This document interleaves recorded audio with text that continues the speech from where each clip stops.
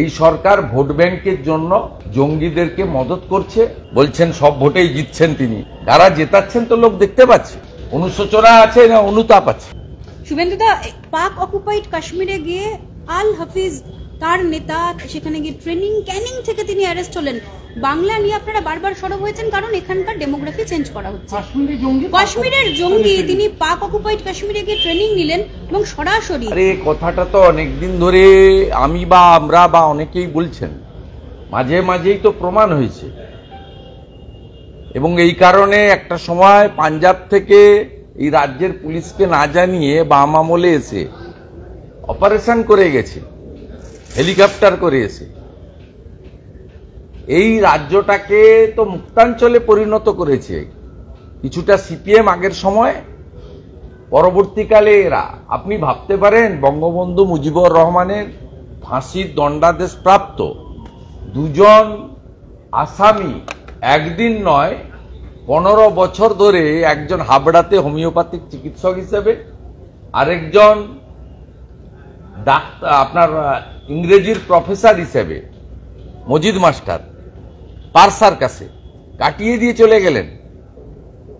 তার মধ্যে হাবড়ার যিনি দণ্ডপ্রাপ্ত ফাঁসির আদেশ, তিনি মারাও গেছেন, তার ফাঁসির আদেশ কার্যকর করতে পারেনি। আর এই 2 বছর আগে 3 বছর আগে 22 সালে আমাদের এনআইএ এবং ন্যাশনাল সিকিউরিটি তারা পারসার কাছ থেকে মজিদ মাস্টারকে তুলে নিয়ে গিয়ে, মাজেদ মাস্টারকে তুলে নিয়ে গিয়ে তার ফাঁসির দণ্ডাদেশ কার্যকর করেছে ঢাকাতে। এটা কতবার প্রমাণ হয়েছে। এই রাজ্যে যে সরকার আছে, এই সরকার ভোট ব্যাংকের জন্য, তুষ্টিকরণের জন্য, হাই অ্যাপেজমেন্ট পলিটিক্স করার জন্য এখানে জঙ্গিদেরকে মদত করছে এবং রাজ্যসভায় পাঠায় সিমিল লোককে। পিএফআইর প্যারেডে ফরাক্কা টিএমসির এমএলএ যোগদান করে। তার বাইরেও এবারের লোকসভা নির্বাচনে তৃণমূলের প্রার্থী তালিকায় এমন একজন ছিল যার সঙ্গে এই ধরনের গোষ্ঠীর সঙ্গে যোগাযোগ আছে এবং তাদের অর্গানাইজেশনে বাইরের থেকে টাকা আসে, সেসব প্রমাণও আমাদের কাছে আছে। হাফিজ সাইদের সাথে যোগাযোগ, ক্যানিং থেকে তিনি যোগাযোগ করলেন, তিনি ট্রেনিং নিলেন। রাজ্যের ইন্টেলিজেন্স কোথায় বাসি করছে হাফিজ সাইদ এবং তিনি ট্রেনিং যেখানে সেখানে। এর উত্তর আপনারা সাহস আছে যদি মাঝে মাঝে যিনি উদয় হন নবান্নতে, তারকে জিজ্ঞেস করুন। তিনি তো পুলিশও মন্ত্রী, 13.5 বছর ধরে চালাচ্ছেন এই বাংলায়। 6-0 করলেন, বলছেন সব ভোটেই জিতছেন তিনি। যারা জেতাচ্ছেন তো লোক দেখতে পাচ্ছে। কিন্তু রাজ্যের নাম চলে আসা লস্করের সঙ্গে তাতে এই রাজ্যের কি আছে? এই রাজ্যের তাতে কোনো ক্ষতি হয়েছে নাকি? অনুশোচনা আছে না অনুতাপ আছে?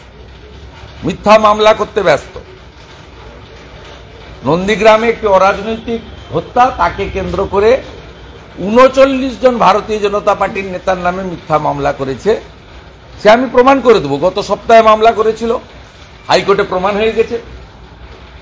আবার মিথ্যা মামলা করেছে 39। তার মধ্যে পঞ্চায়েত সমিতির চেয়ারম্যান আছেন, প্রধান আছেন, কর্মাধ্যক্ষ আছেন। সেই 2021-এর রাগ, হারের রাগ, আবার হারাবো 26 সালে। আমাদের ভিডিও ভালো লাগলে লাইক এবং শেয়ার করুন। কমেন্ট সেকশনে গিয়ে জানান আপনাদের মতামত। আরও ভিডিও পেতে আমাদের চ্যানেল সাবস্ক্রাইব করুন এবং প্রতি মুহূর্তে খবরের আপডেট পেতে প্রেস করুন বেল আইকন।